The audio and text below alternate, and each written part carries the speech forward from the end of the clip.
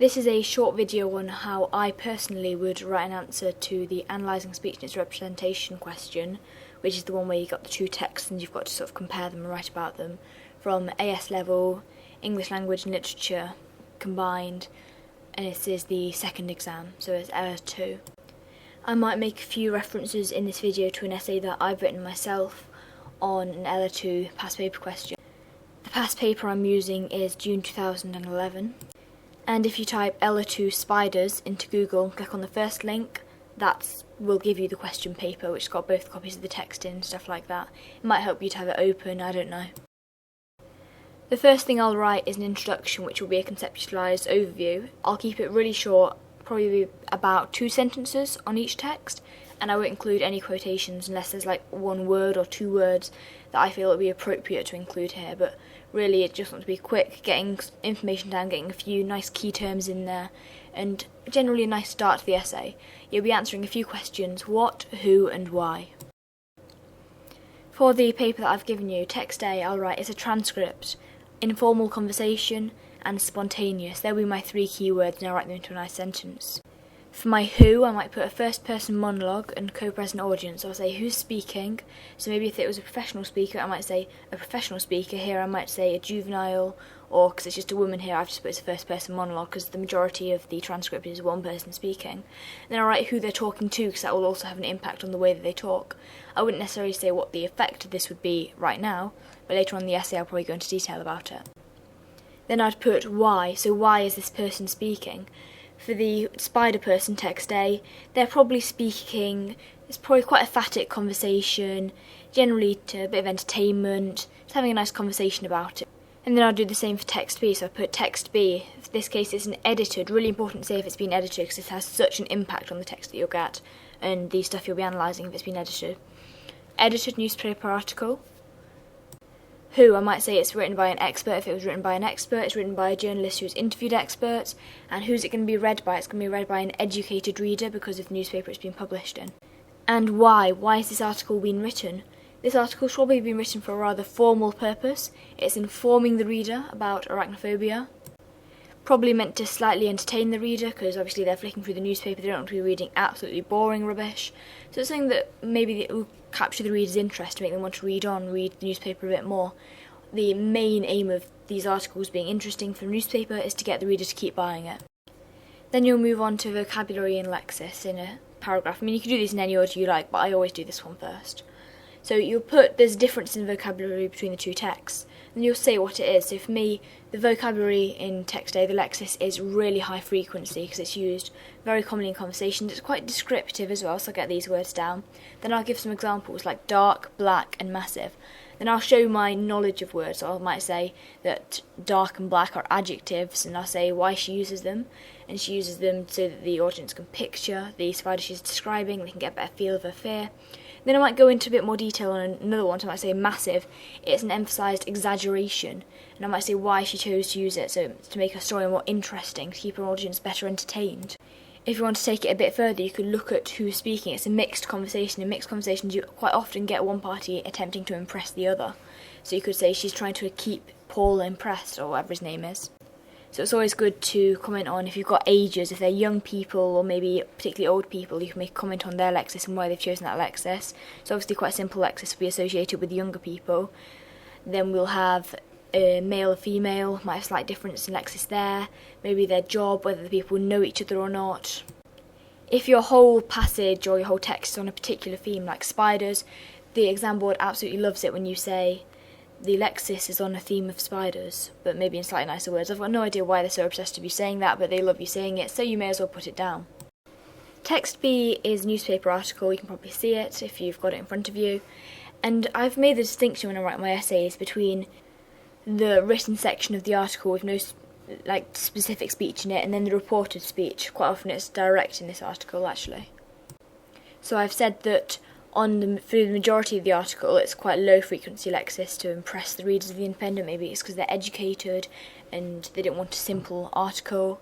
And then I'll put, what is the Lexis about? So for here I might make a comparison. In text A, the Lexis was about the spider itself, whereas in text B it's about the fear of spiders. I'll also make my differentiation between that and then the speech that's actual speech, I suppose. So we've got Ben Clark, he says, "I'm totally cool with spiders now." And then totally and cool, they're quite colloquial. So you might draw them out of your quotation and write a bit about them. She'll say they're quite hip, quite youngster, they're not those words, hopefully. You'll write a bit about them, maybe they're to make the reader feel they can associate with him, maybe it's to make the writing look like a more accurate representation of speech. Basically, any stuff like that. Don't go on and on and on in your paragraph, just make sure you get some quotes and you dig into them and get as much as you can out of them. Then I would comment on grammar. Obviously, order does not matter, but I always put grammar here, mainly because if I leave it till later, I'll forget it. A really important thing with grammar is don't use the word incorrect, use non-standard. So say they're using something incorrectly, like saying it were massive, describe it as non-standard grammar, and then you could explain it saying, it's the incorrect use of the past participle, but don't call it incorrect grammar, it's generally called non-standard grammar. Then you'll explain why she's done this, so maybe if perhaps it was her sociolect, because she lives in a certain area of the country, this is quite common, non-standard usage of the past participle. In some parts of the country, this is just what they do there, because this is how they used to speak back in the day, a long, long time back in the day. And then as text B will typically be a speech or a article. I mean, it could be either way around, obviously, but whichever one the article is, or the speech, you want to write about it and why the grammar in it is correct, assuming it's correct, of course. Obviously it isn't, then don't write it's correct. You'll say, it follows the grammatical rules because it's being presented in a formal publication, it's being paid for by the readers are paying to read this, they want maximum quality. Because we know it's in a newspaper, it's been edited lots of times, write down everything you can say about this article so that you can show you absolutely 100% understand the context. So why do you want no errors? You'll write all of that and make it look nice as well.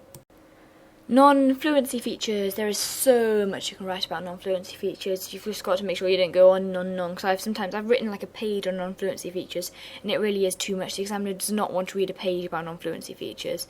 They just knock off loads of marks for doing that. So keep it brief, but make sure you've got your quotes and that you dig into them. Say why are there pauses. Often if it's spontaneous speech, people need time to think of what to say because they haven't prepared it in advance. Maybe it's for dramatic effect. There was a big boat in the distance coming towards us. I mean, that wasn't very dramatic, because you probably didn't care about that boat. But if that was being more dramatic and I was trying harder to think of something better, that would be dramatic effect. Politicians use it in their speeches all the time. If you've got two pauses, maybe mainly micro pauses, you get this. Then you've got stuff in the middle like that's a filler. So you could put it's a filled pause, and that's about obviously gaining time to think of what to say, searching for a word. When especially if you've got younger children, they can often take quite a lot longer. It's so annoying to read those transcripts where people keep going I mean, I say quite a lot in this because I'm thinking of what to say on the spot. I've not got a script here, I'm still spontaneous off the top of the head, except for the PowerPoint I've got here. But it's only when it's written on a transcript that you realise quite how much someone keeps going, what? If you have people speaking that are professional speakers and they've got fewer pauses, comment on it. Right, these people are professional speakers. This is why they have less non-fluency features, because they are used to speaking in front of a public audience. They've probably been trained in it, stuff like that. Make sure you get all of this stuff down because the examiner will lap it up like a cat laps up milk. Then you'll write about your second text, probably an article. Obviously it's got no non-fluency features because when you're writing down, you don't write down the dog ate a bone.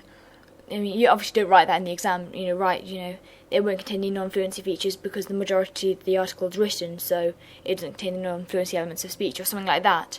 And you might also put that the speech that's within the article or whatever has been edited to make it easy to read. I mean, it's quite likely that the speech originally, there might have been, if I was interviewing you, what's your favourite type of dog?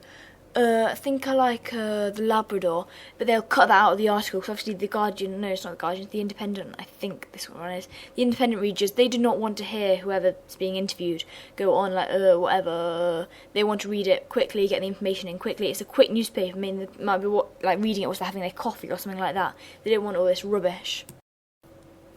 You could dig a bit deeper. In the article we're told that Felix Economachus, he sounds like economic, economics, but it's like Economachus. Yeah, anyway, he's a psychologist, and he has to speak to people on a regular basis, he's got to be calm and confident, so he probably had fewer non-fluency features before any of it was even edited. So if you dig deeper, you use all the small little facts, this is what examiners look for. At least I hope it's what they look for, because this is what I put in. Depending on the article or whatever I've been given the transcripts, I'll do this person, what person it's been written in, is a separate paragraph, or I'll mix it in with the Lexis paragraph. So I'll talk about why it's been done in first person, second person, third person, singular or plural, and why. I'll generally only do a separate paragraph for it if I'm doing a speech, if I'm writing about someone that's doing a speech to entertain or persuade people, because then they use we quite a lot. It's like, our responsibility, we must take action, stuff like that. Because there is so much you can write about it that I just feel it needs a whole paragraph to itself. But other times, if it doesn't look like there's that much you can say about it, I'll just stick it in with Lexis. For anybody that doesn't know, we've got first person singular, which is I, first person plural, which is we, second person singular, you, and second person plural is also you, and talking to a lot of people, and then third person singular, he, she, it, Jenny, the cat, the mouse, and then third person plural, they, the mice. For the text that we've been given for this spider question, you probably won't make a massive comment on the person, but if you've got a speech, you will write about how it makes the audience feel involved if they're using a first or second person plural, how it makes them want to take action. You'll get a quotation, you'll dig into it. Don't just focus on that, but you can get a few other words as well. Make all the words important, every single word in the quotation, except for the really insignificant ones. Then you can do purpose. I'd either do purpose at the beginning or at the end, because it's quite a big point, it's a nice punch. I don't know if you can hear me punching my fist then, but it gives a nice wallop to the story, nice, it's not even a story, it's an essay, what am I on about? It gives a nice, it's a nice paragraph, the examiners love it. You've got to describe the purpose of each text. So, for example, text A for this and text B, they've both got the purpose of entertaining, and then text B also informing. And then how they've tried to, how this is shown through the text. So for our text A, we've got an anecdote, so obviously anecdote's quite entertaining. You could write about it, use quotations. The story's in first person, the anecdote, so it makes the audience, or whoever she's talking to, Phil, whoever his name is, makes him feel more connected to the story. It's like it's more realistic than if Patsy went, oh well, Jenny found a spider in the sink. Ooh. No one cares if Jenny found a spider in the sink because it's Patsy, it's about her. People just feel more involved because it's her.